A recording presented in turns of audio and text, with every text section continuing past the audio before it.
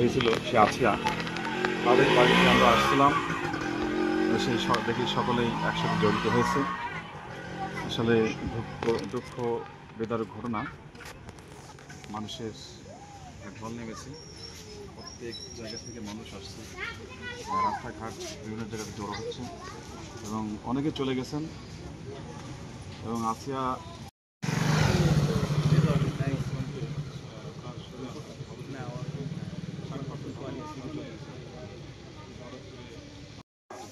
এত মানুষের এত ভালোবাসা আমরা দেখতে পাচ্ছি।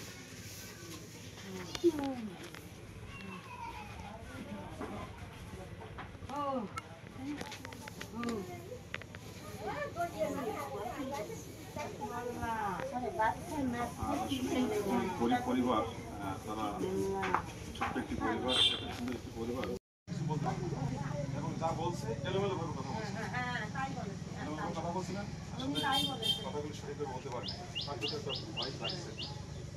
আমরা আমরা চাই যে এই আসিয়ার বিচারের জন্য আমরা সকলে দেখতে পাই।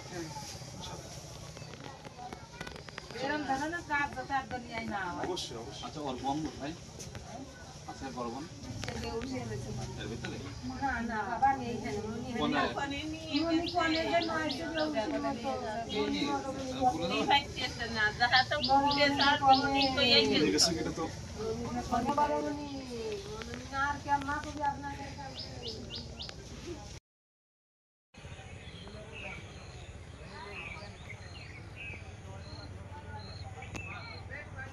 ভাই যে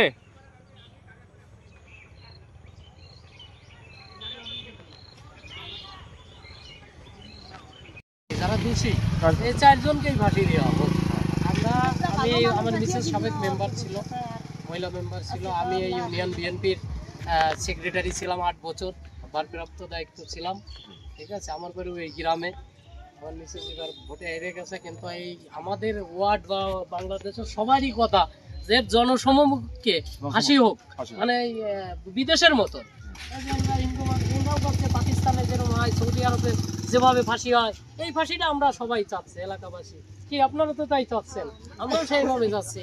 আমরা দেশের এলাকায় এত এই লাশের আগে এনাদের বক্তব্য যে তার ফাঁসিটা আগে হোক, এটা হলো জনগণের প্রত্যাশা। তাহলে আজকে আমার এই ভাইটা সান্ত্বনা পাবে, তার মা সান্ত্বনা পাবে, গ্রামবাসী সান্ত্বনা পাবে, বাংলাদেশের লোক সান্ত্বনা পাবে।